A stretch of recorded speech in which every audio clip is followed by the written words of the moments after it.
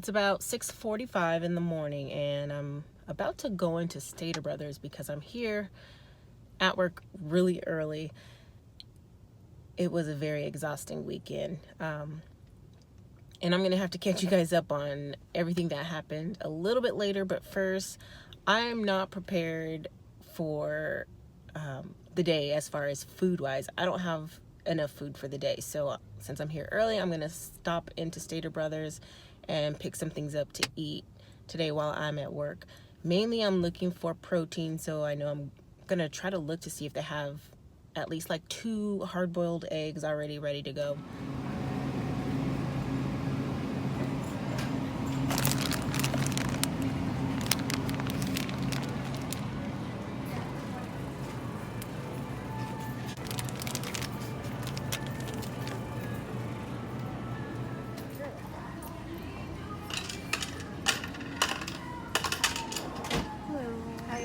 Did you need a bag? Yeah, I'll just hold it. So it's gonna be $9.08. And I'm still gonna probably have to buy something else because I'm gonna need a lot more carbs throughout the day. But I did throw some things that I just had at the house into a bag really quickly. I got some hummus. And you know what? I'm just going to keep this in the fridge at work. 1 package of instant oatmeal, peaches and cream. I have some butternut squash that I made last week, which is really good. A couple avocados for some good healthy fats. A pear. And some fried rice. I made some like quinoa fried rice last week.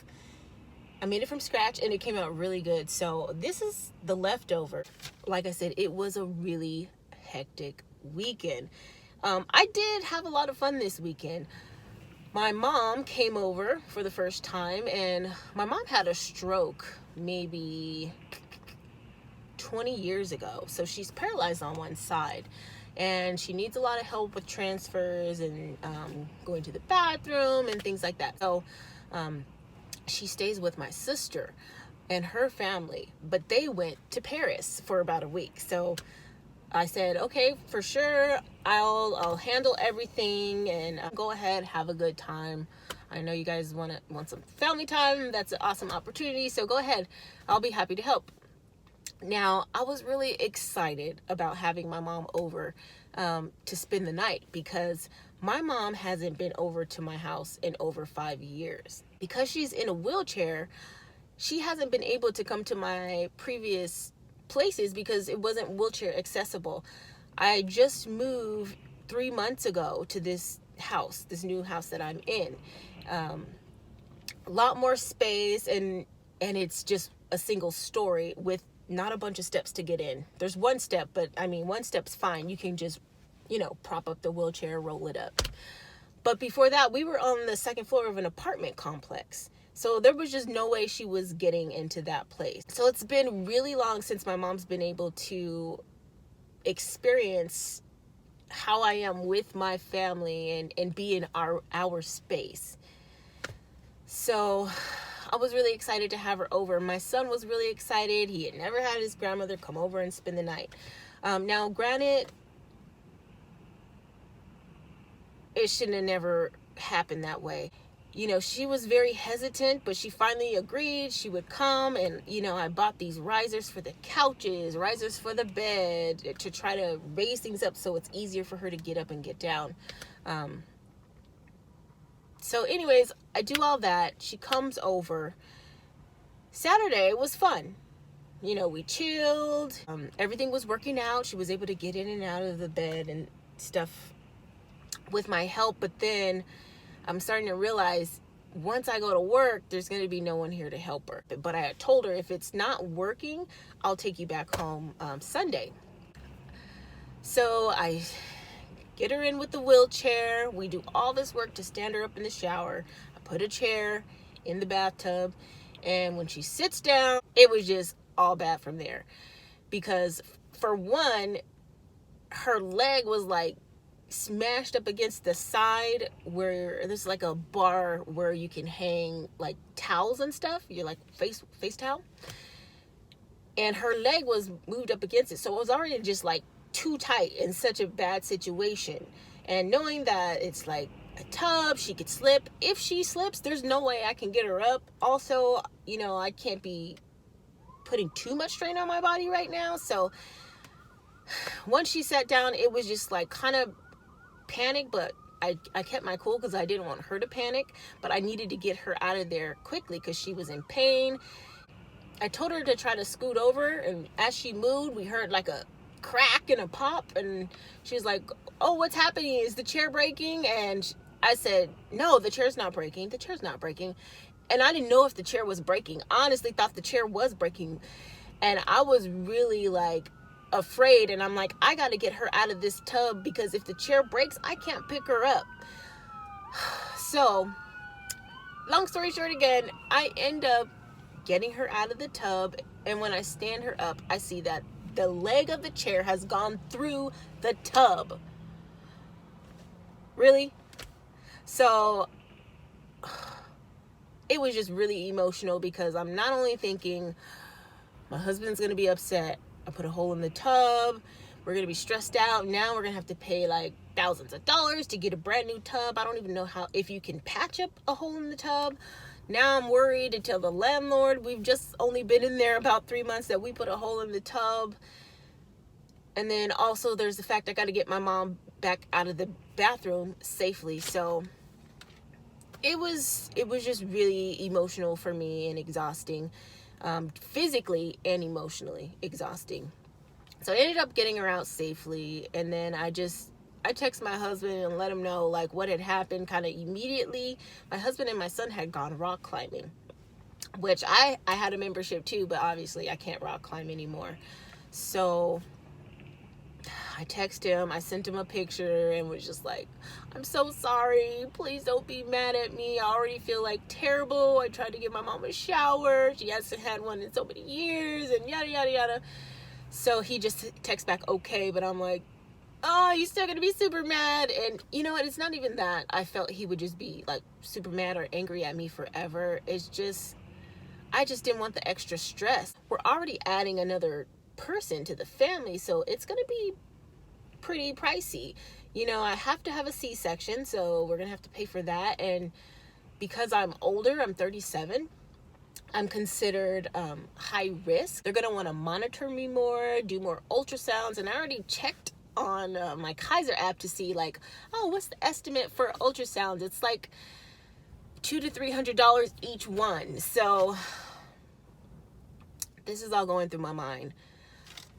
So after I got my mom settled, had her back on the couch, I just went into my bedroom and laid down and just cried. I just cried and cried, and until my husband got home.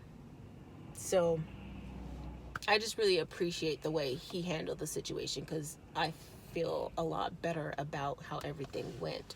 And he was like, you're just gonna have to stick with your original plan of staying there in Hemet and driving. And I just didn't want to drive because, like I said, the traffic is terrible. So I'm like, I'm gonna have to leave 2 hours before work at like 5:30 to make sure I make it to work on time. So anyways, that's what we did. We got back to her house in Hemet yesterday about 5:30. Got everything settled in, and honestly, I did feel really relieved because I knew she was in her environment where she can do everything on her own. So a lot of stress just went out the window with being there. Ended up going to bed at about 10 o'clock, which was great for me. I set my alarm for 5 o'clock so I can leave by 5:30. And that was kind of outlandish for me to do, knowing that I had to take a shower. I had to get my mom's food ready for the day, so her breakfast and her lunch. And then I had to get dressed, get into the car, and then drive out here to work. So it was kind of pushing it, but I was just so exhausted. I didn't want to do anything else. I could have taken my shower that night. I could have tried to prep her food, but I was just so tired and drained. I just wanted to relax and lay down. So that's what I did. It's about 7:18, I think. So I better actually drive into the work parking lot and then get into work before I actually am late. 10 hours later.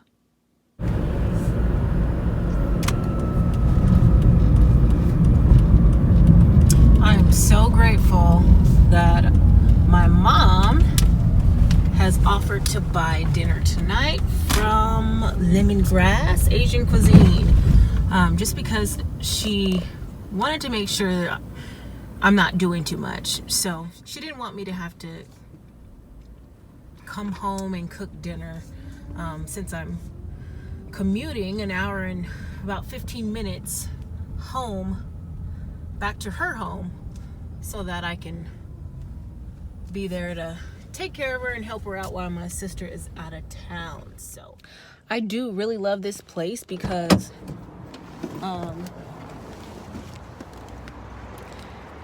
they have vegan options, and I'm trying to stay as plant-based as possible. So this is the choice I always go to when I'm out here in Hemet visiting my mom.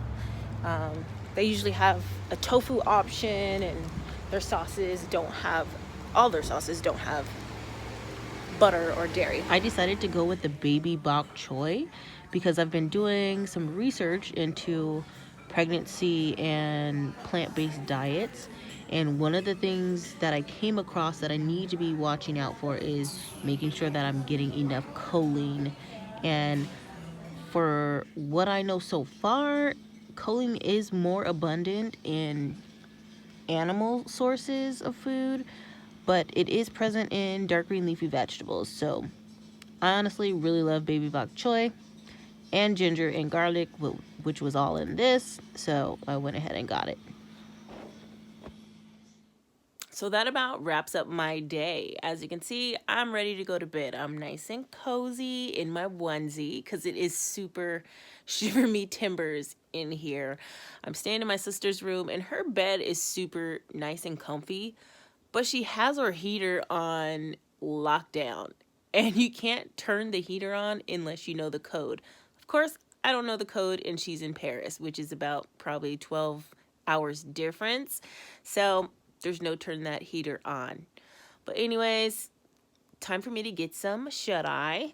But do like, subscribe, and hit the bell so you can get a notification. I'm going to be giving you another update tomorrow on what's going on with this week. There are 2 important things that have to happen tomorrow, and I'm honestly a little bit anxious about them. So come along, join the journey, and see what happens. Alrighty, good night.